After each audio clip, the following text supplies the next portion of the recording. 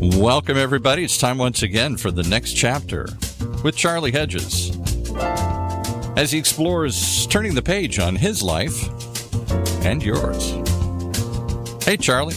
Hey, Paul. My guest today, Christine Naiman, offered me unusually candid insights into matters of addiction in younger adults and how they are not as uncommon as many think.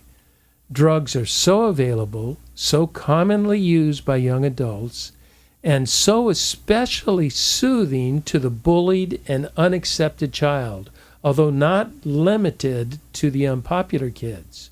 What Christine brings to us is a brutally honest assessment of the role of a caring parent, often in denial and even acting as an enabler of the addiction. This is no doubt, one of the most important interviews on the next chapter with Charlie. Be prepared. You will be educated by a bright and experienced parent of a child addict. Let's hear what Christine Naiman so graciously teaches us from the very depth of her being. Christine Naiman, welcome to the next chapter with Charlie. Thank you for having me. Well, it's going to be so fun. It's so nice, Christine, to have a conversation about your book and your unusually insightful and brutally honest take on, if it's in your book, on About Natalie.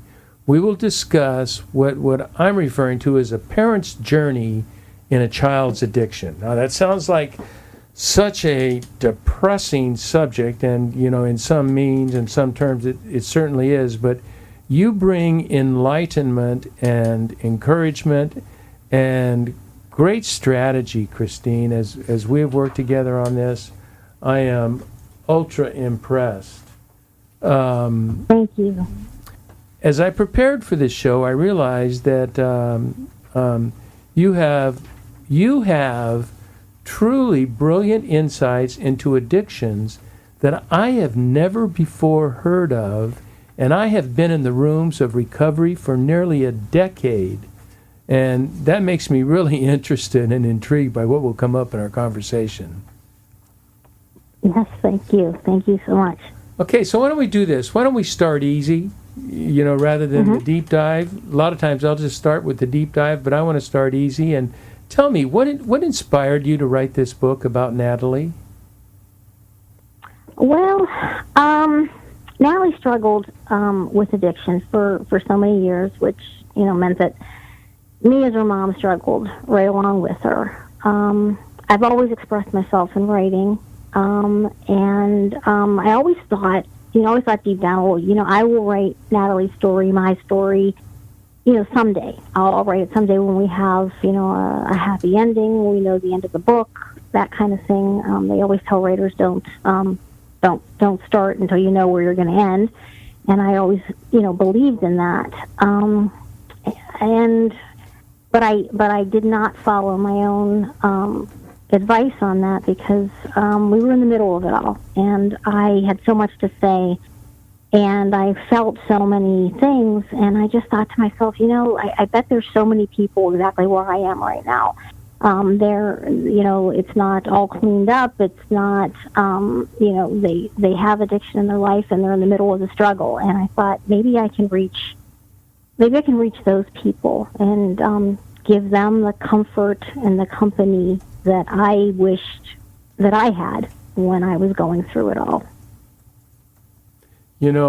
I think that's very wise, because with addiction, it is really hard to tell with addiction when recovery ends, because with addiction, we believe one day at a time, and that there is no end to recovery. We're always in process of recovery. Right, and that's something I had to learn, because that's not something I knew. I did not know that. I did not know that. But I always heard, one day at a time. That I didn't know that it was. I guess I was naive. I didn't know that it was going to be the everyday challenge that it actually is. You didn't believe it was literally true. You just thought it was a cute saying. That was the thing to say. Right. Yeah, it is. And, like all statements or adages like that last, they're based on truth, but they get to the point where we just kind of burp them out without thinking about it. The truth doesn't go away, but our intentionality is somewhat lingers in the process. Oh yeah, I mean, I would always heard one day at a time, and I never heard it, and then until we were going through it, and we were having our successes and our relapses and all of that, and then I kind of realized I realized it, and one day at a time actually meant something to me. And that is a story with recovery from addiction, is it not? It is bright spots with relapses. I mean, relapse is part of the story of recovery. Rare do you not have relapse of some kind, especially in the early stages of it. Mm-hmm. Oh yeah, I was told that. The first time that we had Natalie in rehab, and the director or counselor said, "Oh yeah, she said something about relapses, like just exactly like you said. She said relapses are a part of all of this." And I was like, Mike, who says that? That's a horrible thing to say. What do you mean by that? No, that's why we're here. She's wrong. And then, of course, I was wrong. And relapses were very much a part of our journey. Well, it is counterintuitive. It's not the way we in America believe in the fix-it mentality, and that it's a quick fix, an easy fix, or maybe a difficult fix, but it's a definite fix if you follow these certain steps. And that is just not, not is that, Christine, that's not only not true with addiction, that's not true with life in general. Life in general is always, I believe in a statement that you are who you have been becoming, and that every day, every day is a wonder in and of itself, and we accomplish so much in every day, but every day is a preparation for tomorrow. Every day we live in preparation for tomorrow.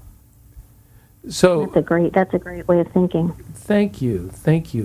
I want to get on to the real stuff, and I would like to talk a bit about Natalie's story. I think that will help us give a context to where we're going. How did such a young child, as you will describe her, how did such a young child discover drugs? Off the top of my head, I wouldn't say, I have no idea. But, I mean, I know she started experimenting with drugs, so early. And that's one of the things that I learned. You always think they're too young. You always think it's too early. Oh, that's, What that's was not too on young, the radar. Christine? Well, for Natalie, she was taking pills from her grandparents' medicine cabinet at 12. Okay. And I didn't know. And we didn't know that. And that went along, far too long. And then it just escalated to other things. But she was, I feel, doing a lot of self-medicating. I think that she was, bright enough and aware enough to know that there were things out there that could make her feel different than she was feeling. She discovered pills. I think a lot of it was experimentation, but I think there was self-medicating in there, and she was always kind of a little bit of a daredevil and a little bit curious. So I think there were a lot of reasons that she led herself there. What were the steps of the drugs? She went from pills to more pills or stronger pills, or? Yeah, I pills to more pills. I'm sure there was there was a lot in between. There was cocaine there, and finally, at 15, she was. We were called to the school. She had been caught with heroin. I don't know what the normal steps are, but she progressed pretty quickly and ended up with heroin and fentanyl very young. And even that, you said, even though the school discovered heroin in her possession because of her clean record, the school was even in sort of state of denial and say, well, this probably wasn't hers. It was given to her by someone else. And so the school is sort of codependenting in this whole issue. Were they not? Oh, yeah, definitely. But, yeah, I mean, I always tell everybody, the first thing I did when, I found out that my daughter was with substances was to go, completely running off and grab denial and, make it my best friend. Oh no, not my daughter, and she's not doing that. I mean, it must have been somebody else's. She was holding it for somebody. Somebody, gave it to her. This is all a big mistake. We had never been called to the school for anything other than good reasons before that. So when the school called, it really caught us flat. No, it wasn't that, even the school, like you said, well, it's the company she's keeping. They kind of let us there as well, and I was more than happy to be led that way, because it certainly took me a while to get rid of my denial and start to deal with the problem. And you had authoritative structures supporting that denial. I did.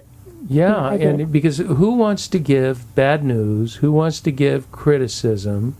Who wants to, especially to, you're obviously a kind and thoughtful person, and they say, I don't want to accuse the parent or the child of this, and so they're taking the easy way out rather than saying it could have been given to her, but it could have been hers, and we need to really work out what's going on here. We need to understand what's really at hand. Right. I mean, I think they thought, being easy on us was, maybe doing us some sort of favor, but they weren't doing us a favor at all. They weren't doing us a favor at all. I was always the very involved, helpful, supportive of the school mom, and always showing up with the the gift at Christmas and the note at the end of the year for the teacher. So I don't think that they didn't want to quote unquote accuse Natalie, and they probably just didn't want to hurt me either. Was it a private or public school? When she first started having the problems, she was in private school. And you know how common that is because of the inattention of more wealthy families. There seems to be a habit of paying less attention to children and more attention to careers, and then there's this acute overprotection of their children. If they have power and they're paying money to the school, they're all over the school if the school says anything negative about their child. Sure. Well, I'm paying money. How can you dare tell me that? Yeah, I mean, that wasn't us, but I know exactly what you're talking about. You kind of don't want to, they just don't want to chase you away. Yeah. And sometimes they will tell you what you want to hear instead of what you really need to hear. So tell me, I'm very interested in sort of Natalie's, not so much motivations, but her drivers, internal drivers to use drugs. And I'm wondering, I used to say the thing of my use of drugs and alcohol was, I didn't drink to get high, I drank to get normal, because it normalized me. 2 glasses of wine, I was probably the sanest I had ever been, but I would obviously go to more than that, and I wouldn't be quite so sane. So I'm asking you about Natalie. Was it just the kid's desire to get high and play with the others, or do you think there was something much more sinister at work in her soul? Oh no, I wouldn't I think she just, I think that she struggled with, she struggled with fitting in. She struggled with bullying. She struggled with self-esteem. And I think, that all hurt. And I think that the pills were a way to make things, knock her out and stop the hurt. Oh. There is no better numbing mechanism than drugs or alcohol. Right. What is bothering you, that numbs that. For that reason, I felt normal, because I numbed all of those negative voices, all what I call my demons. My demons, mm-hmm. I could quiet my demons down, and it sounds to me like Natalie experienced something similar. For sure. I know you have worked through the stages of grief, and denial was a major roadblock for you. Tell me a bit about denial. I mean, like I said, I grabbed onto it and I held on tight. I did the whole, it's not us and it can't be and it's not her and all of that. I really clung to it for, a long time, but then, you're forced to wake up. You're forced to wake up. You're forced to come out of it. Even that, there were stages within the stage of denial, because, when I finally, kind of, peeked out, I didn't come completely out and say, oh, okay, now this is the way that it is, and now I'm going to deal with it. I lessened it. It's not as bad, as it was one time, and she's not in it that deep, and she's not actually addicted. She just needs to stop. And, but none of that was true. None of that was true. I just, it wasn't until, it hit really, really hard, till I finally stopped with denial. And like we have talked about the stages of grief. I went through every single one of them. I was, the shock, the denial, and then, I moved on and, bounced around to all the others as far as, angry. And, I was angry but, eventually moved through all of them until you get to that acceptance. And then when you're finally there, that's when, for me, that's when the real work and the positive work began. Did you go through the stages of grief on your own, just reading, I can't think of her name, who wrote the stages of grief? And I understand she didn't even realize she was writing the stages of grief. It was on another subject. But did you go through that on your own? Did you have a friend, a mentor, a consultant, or is that something you just processed by yourself? No, I don't think I knew I don't think I knew that I was going through the stages of grief, but I think I just was feeling all the feels, like they say, and then it wasn't until after, and I looked back and I was like, that's really what I was doing and how I was processing it. That's another thing. I didn't do it alone.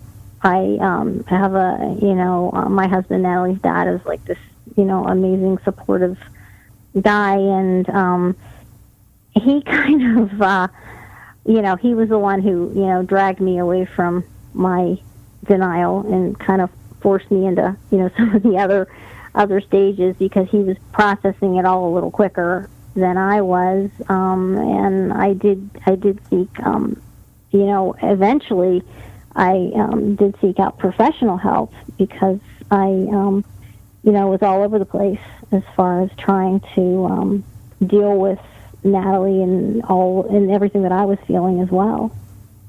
What kind of professional help did you seek out? Was it therapist? Was it other groups? It was a psychologist. A psychologist, and the psychologist was helpful for you? Yeah, he was. Yeah, he was. Yeah, I'm a strong advocate of psychology. I'm so shrunk that I'm surprised you can even see me. I'm so small.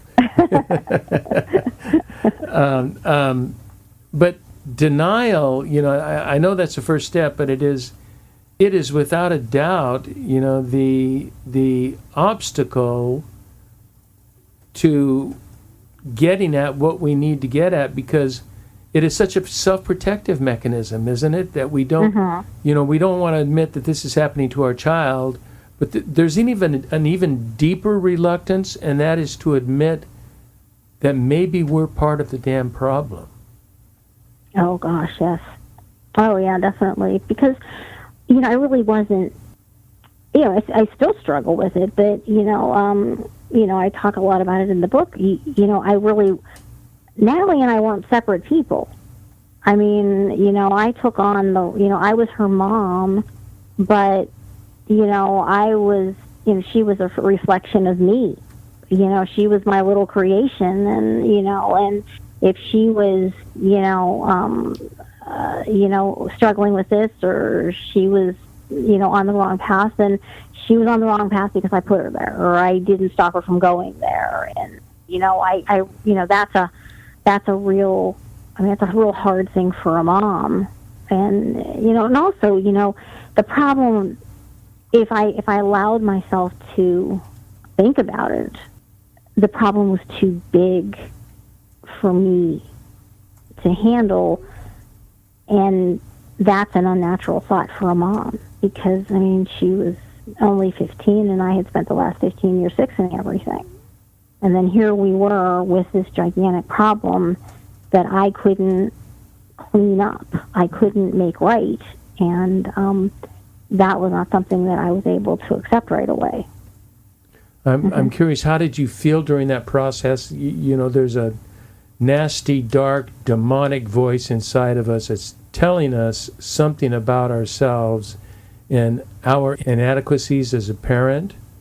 What were the voices telling you that, Christine, you're the problem, and so you start feeling all these things of guilt and whatnot? What were the kinds of feelings that came up in you during that time? Oh, I just felt like a failure. I felt like I had failed, and I felt like I had failed in a huge, irreparable way. Because, there's not, there's, I don't know, you can do, kids do things, and, they do things, they say things, but it just seemed that she, and when I say she, I kind of include me in on it, that she, by falling into addiction and falling into drugs, there didn't seem like there was a worse thing that she could have chosen, a worse path she could have gone down. And I just felt as if, not only did she, make a mistake, but she made a big mistake, and it's a mistake that I can't clean up. I don't know how. I felt ashamed. I felt embarrassed. I felt isolated. I felt alone. I felt like, I just had the biggest, worst problem ever, and, and I felt like I genuinely didn't see it coming, and then I beat myself up over not seeing it coming. So there wasn't a way that I didn't blame myself for it. And I always think it's just so unfair that at such a young age you're even capable of making a mistake that then can kind of follow you around for the rest of your life. Yeah. You talk to me when we do our pre-interview chat. You talk to me about the stigma of being the parent of an addict, and I would like you to describe that to us, because that for me was so powerful. That how's your daughter and how's your relationship? Oh, my daughter's an addict. Can't say that, and if you do say that, there's this internal feeling of a stigma that you are an outcast, you're unacceptable, you're a bad parent, it's your fault. That's just too much to bear, isn't it? Oh, for sure. It's too much to bear, and you take it on, and it's such I'm going to use your words. I mean, addiction is such a demon. It's such a, it's almost like that thing where you feel like people are looking, you feel like people are judging, and no matter what other people's children are doing, it feels like your child has committed the biggest, most unforgivable sin. And because there's, I think there's very few things that are harder to work through and come out of. I would walk around thinking, I'm that mom. Natalie's that girl, and I'm that mom, and I'm the one that, and I don't blame people completely. But when Natalie started going down, it started to, become aware to other people that Natalie was going down had gone down the wrong path. They kind of pulled their kids back a little bit.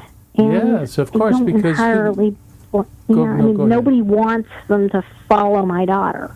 Precisely. And that's just so unimaginably painful to be the one that your daughter is, and that's another thing that I really, really, I was devastated when we first started off with all of this, well, it was other people. She was holding the heroin for somebody else. Somebody else had given it to her. Somebody else had introduced her to it. They were the bad influence. There were influences out there, so therefore I was leaving her halfway off the hook. She was just led. And then, it's really, really, I just can't describe to you how painful it is when you have to come to terms with the fact that your daughter's the influence. Yeah, and your daughter is the one that other parents are saying of the bad kids out there. Your parents are saying, do not associate with Natalie Naiman because she is a bad influence. She's going to take you down a bad road. She's a bad person. She doesn't have responsible parenting. So that is why, your word stigma, I had never thought of it that way, but it does stigmatize, unfairly generalizes the family itself and the parents and all of the family. This is, stay away. No, you can't go over to their house because you can't trust their parents. Their parents allow kids to do drugs in the house. You got to know that their parents don't pay any attention. So, of course it's not true, but those are the words that are told. And so, when you told me stigma, I had never thought of stigma to that degree, that just how self-defacing that is and how tragic it is to have those kinds of feelings. Right. Oh, yeah. Because people are, well, we've got our problems, but we don't do that. Yeah, we don't do drugs. We got our problems. Perfect, but we're not them. Right. We may be imperfect. We're not that imperfect. Before we go on a break, you had told me a story that I swore I wanted to get on air, and it goes back to denial, but it has to do with recognizing the addictive tendencies in your child. And so I'm wondering a couple of questions. When did you begin to realize that there was a serious problem in your family? And were there any signs along the way that, looking at them now, were obvious signs, but you didn't see the signs at the time? Yeah, in general, I think yes. I think Natalie just had, a very, it's funny because when, if you ever look up the, personality traits or characteristics of, a quote unquote typical addict, if you look at them, they can all be used for good and they can all be used in extreme for not good. She was curious, she was fearless. Well, when you're using curious and fearless for positive reasons, that's great. Curious and fearless are great things to be called. But if you're too curious and too fearless and think that, you won't fall into the trap that everybody's telling you to fall in, that you're going to fall into. So Natalie had a lot of, she's very intelligent, she's a very intelligent girl, and it's remarkable, and this is just kind of like a side note, she was doing such dangerous combinations of substances, and I had one doctor say to me, it's a miracle she's alive, and I said, I agreed, and he said, well, she's alive because she's a little bit of a pharmacist.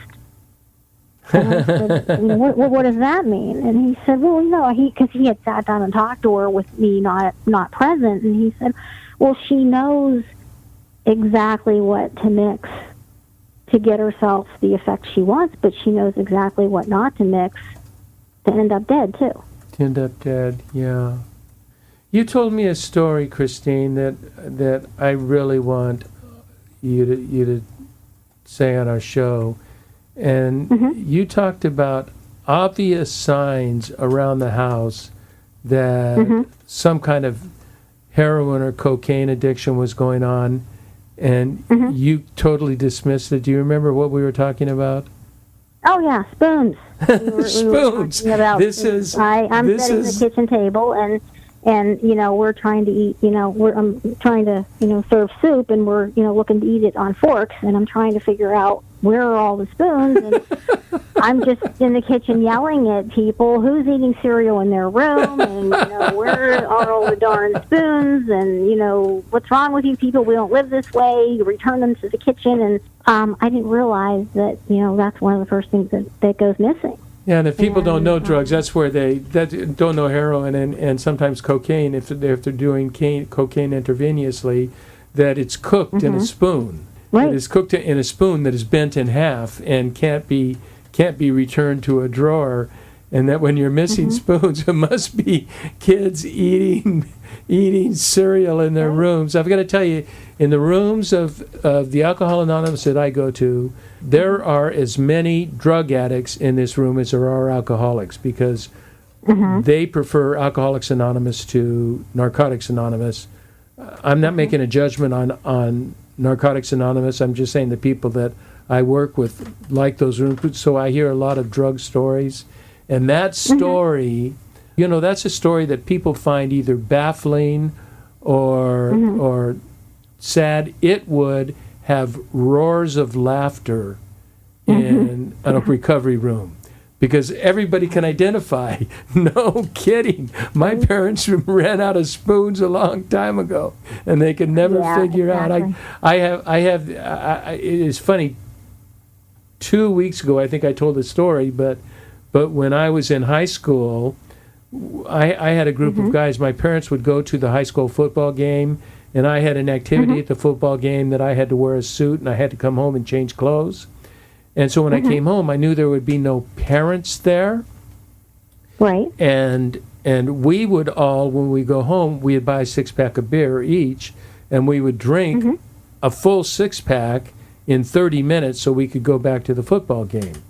And we were drinking Coors at the time, different beers, but typically, and it was bottle tops. And I was in bed one morning after this Friday night game, and I heard my mom saying, and I had a very long-haired Persian cat named Pepper. And so, they drag things in their fur. And my mom said she goes, look, here's a Coors bottle cap.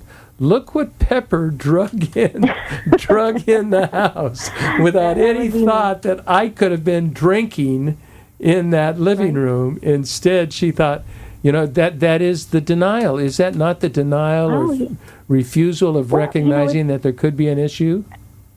It's denial, but, I'm embarrassed to say, I didn't, and I don't confess this to a lot, because people think I'm, I don't know, I cringe when I have to confess this. Now, when we were called to the school when she was 15, they had a police officer there, and they said, heroin, and I'm like, heroin, and I'm not saying a lot, and I don't know what they're making of my silence, but in my head is racing.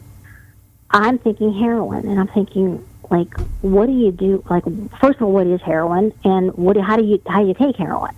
I don't know if you sniff it or smoke it or eat it or inject it or whatever, and I'm thinking what, and then I guess, the one cop, I guess, most part, they were all sitting there looking at me, saying, well, I was like hovering for her, or I was kind of clamming up and, heroin, and I was going, oh gosh, heroin, no, never, you don't know what that is. And the one cop said to me, do you know what heroin looks like? And I had to confess it. No, I didn't. And he pulled up his phone, and he Googled heroin and images, and he showed it to me. And he said, have you ever seen anything like this around the house? And I said no. 2 days before, I had dusted heroin. I went into her room, and I found some little packets scattered. And I didn't know what they were. And I gathered them all up and put them on the dresser and walked away from them. I didn't know what I was looking for. I didn't know that what I had found was actually something horrible. And, that's what I want to get to after we take a break, is I want to get to the idea of education so people do know what they're talking about. So let's take a brief break, and then we will come back, okay? For sure.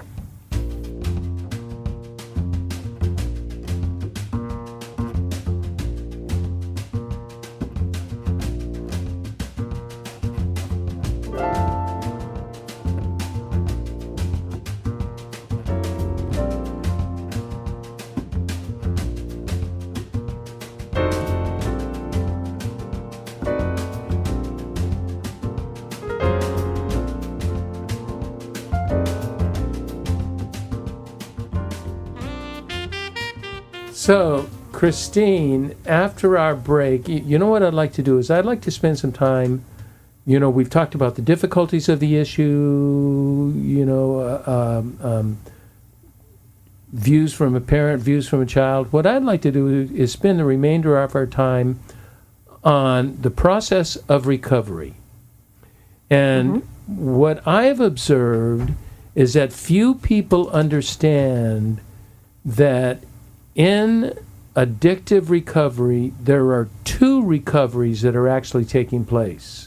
One is a recovery of the child, and the second is the recovery of the parent.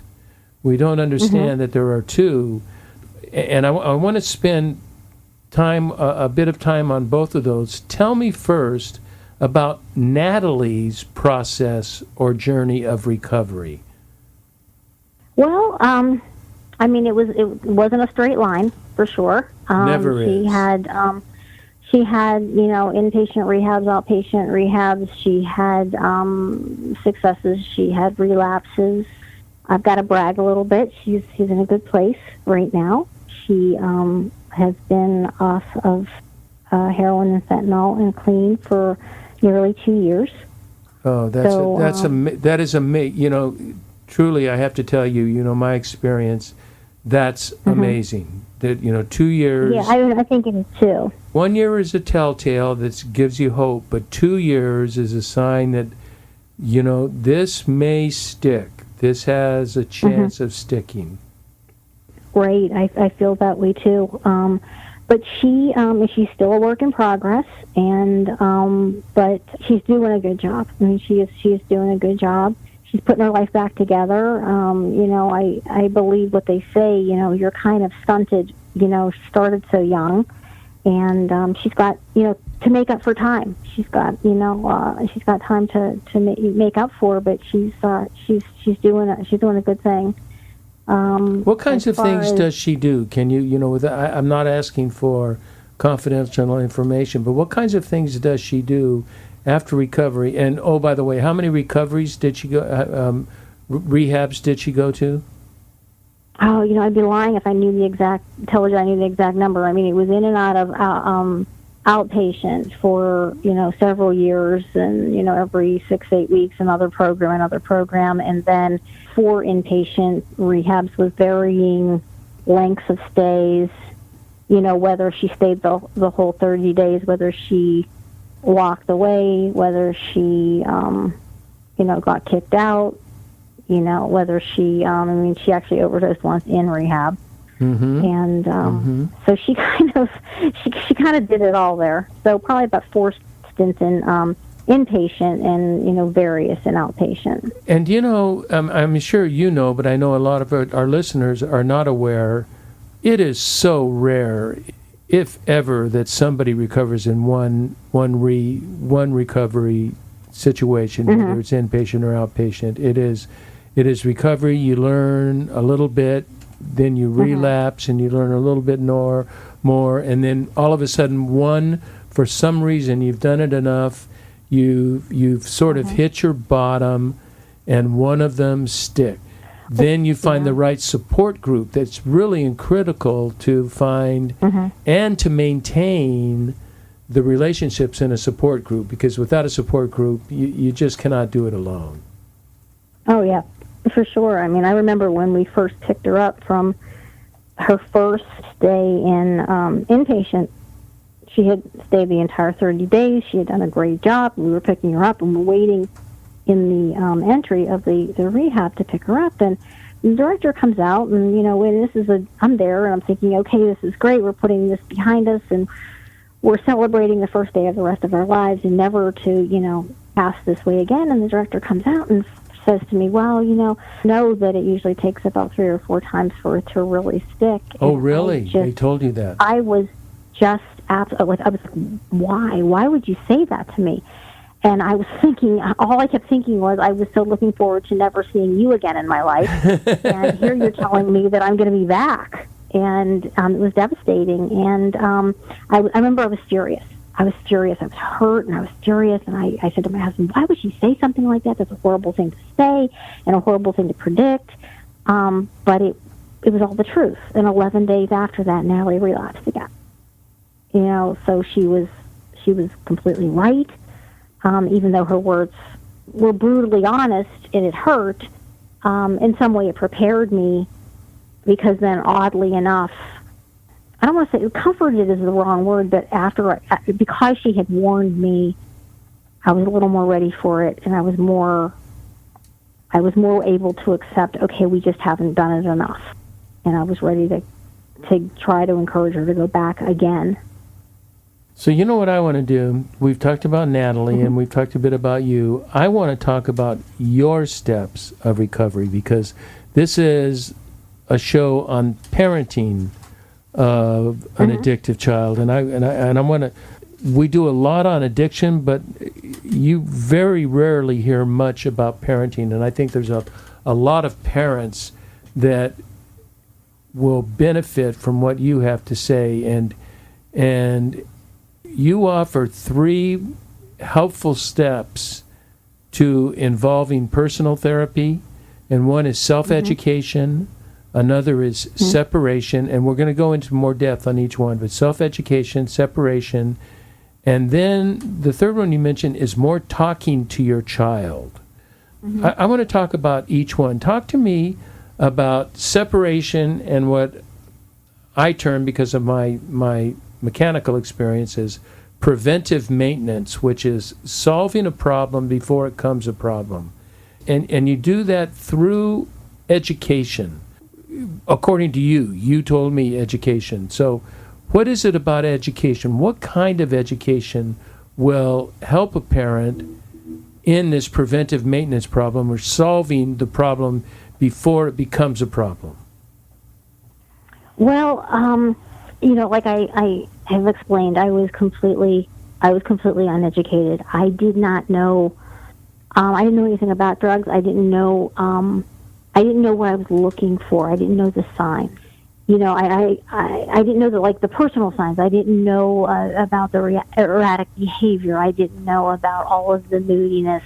I didn't know about the outbursts. I didn't know the secretiveness. I didn't know the distancing herself. I didn't know the creeping around all night and being up creeping around all night and sleeping all day. Now I just chalked all that up to, that's all teenage stuff. It's hard becoming a teenager. It's hard growing up. It's hard being in the girl world. But those were all signs that I think if I would have known, I would have said, I would have thought, what, no, this is extra. This isn't just, this isn't any of those things. This is a little extra.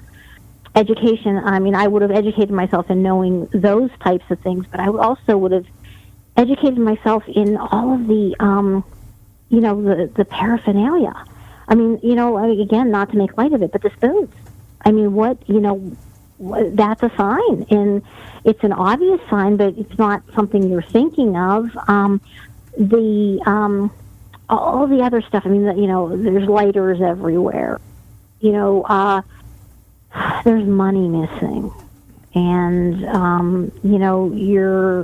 for me, there was, one of the signs of Natalie's addiction was I was, misplacing my jewelry. Well, I wasn't misplacing my jewelry. I was, my jewelry was, in a pawn shop, in the middle of my city.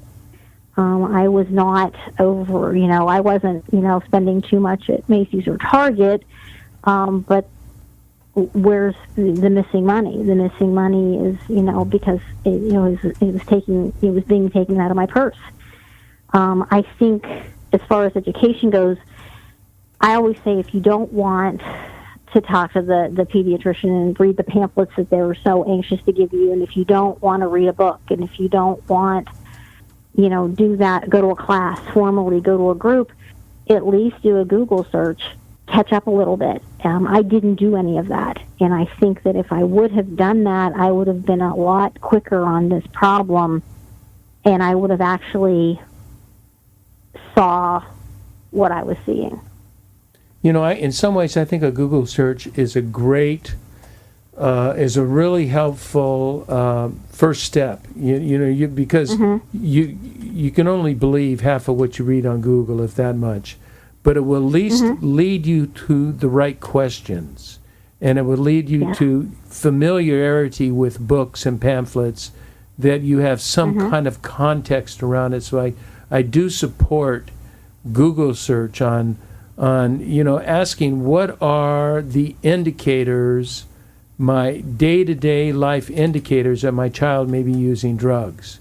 Well, are there a lot of lighters? Are there spoons missing? Blah, blah, blah. You go down that list. I'm sure someone has that list out there. And you begin to think, oh, my goodness, I'm missing earrings, I'm missing money, I'm missing spoons. I still love the spoons. I will never, ever, I can't wait till my next meeting and I'm going to share the spoon story just because I want laughter. That's such a comical story. You know what I wanted? There's your sense of education, and I know I wanted to talk to you, but tell me what Natalie told you about the failure of high school education with regard to drugs. Right. And it, oh gosh, it just, when she said it, it just touched me and it broke my heart because she had all of the formal standard drug education and, elementary school and, middle school and in high school. And, you have to, in a moment of exasperation, I was like, my gosh, Natalie, you had so much of that education and everybody told you this is bad, this is wrong, this is, stay away, stay away, stay away. And she said to me, you know what, Mom? She said, they tell you not to do it. She said, but they don't tell you what to do if you've already done it. They don't tell you what to do if you're already an addict. And she said, and I would sit there and I would listen to the don't do drugs and say no and just don't. And she said, and I just kept waiting for the part where they were going to say, but if you have done it and you are an addict or you are addicted or you have a problem, this is what you do. And she said, they never got there. How and she said, not? when everybody... Yeah. She said when everybody was asking questions at the end, she said I didn't dare put my hand up. She said, but all I kept thinking was I wanted to put my hand up and say, but what if you already are an addict? Like, what do I do? Yeah, then they throw you out of school. Right. Exactly. Exactly. It's insane. She brings up, tell her, that I said I so support that and that it's so informative, and I would certainly advocate that we have counselors, we have people that you can go to that will actually work with you on that, and they will meet with you in private, set up a whole private thing that we'll meet off campus at a certain time, so you're not stigmatizing yourself with the rest of the students. And this person loves you and cares for you and just going to give you solid advice and tell you the truth. Yeah, that's a wonderful. I also want to talk about your next one that I think is also sort of counterintuitive. Not only counterintuitive, it may be the most difficult job of a parent, and that means you said it requires separation from the problem, which means you need to separate your personal self from Natalie's personal self, and that is so hard as a parent to disassociate with that relationship. It's just unnatural. I mean, it's just the most unnatural feeling in the world to realize that it's Natalie's journey. It's Natalie's and you always feel that at least I did. Her journey's my journey, and we're in this together, and we are in this together. But to realize that I can't do it for her, that I have to take a step back when you're ready. Well, you know what? We certainly weren't ready at the same time. I was ready, the first, before I got off the phone with the high school for the first time. We're ready to solve this, but Natalie, was not ready. And it doesn't count. No matter how ready I was, it doesn't count until she's ready. But to have to learn to take that step back and not to be, she's killing herself. She's dying and she's killing herself. And to make the decision that I'm going to do everything I can for her, but I'm not going to die with her. And I'm going to have to take a step back and take care of myself so that I can be there to take care of her. But to not, I don't know how many times, I said, gosh, I wanted to do it for her. Give the addiction to me, give it to me, and, I'll do it for her. And I, tried to do it for her. But, obviously it doesn't count. That doesn't count. She had to do it herself. How many times we as parents just say to God, give me the pain, let me deal with it. And, yes. And yet, it is in the, my position in the divine. It is the divine that it is through our troubles, through our sufferings, and through our addictions and difficulties that we become the person we are today. We are always in preparation. I have this strong belief of these days that my duty in life is to pay fully attention to today and embrace today, enjoy today, learn from today, but know that today is always preparation for tomorrow. It's yes. Every day is in preparation for the next day. I have a friend who wrote, who said, you are what you have been becoming. And so what I am today is who I am going to become tomorrow. And if I don't make changes in that, I'm going to be exactly the same as I am today, like it or not. Right. Exactly. I think we've covered everything I want to cover, except that I could talk an hour more to you. I think, Christine, you have so much to offer addicts and parents of addicts and the recovering process. And I want to thank you, Christine Naiman. I want to thank you for your fearless willingness to help others by telling us the damn truth. We live in a time, a troubling time of social denial, and the first step to a meaningful life begins with what we in Alcoholics call being brutally honest. I believe that today you have been brutally honest. You have held nothing back. You have told us the truth, and we can resonate, we can ponder, and we can sit on that truth. And I want to thank you so much for your willingness truly to serve us. And I am truly grateful for you, Christine Naiman. Thank you. Oh, thank you so much. Thank you. And I want you to hang on after the call. But I also want to thank everyone for tuning in to the next chapter with Charlie. And until next, this is Charlie Hedges signing off. Bye for now.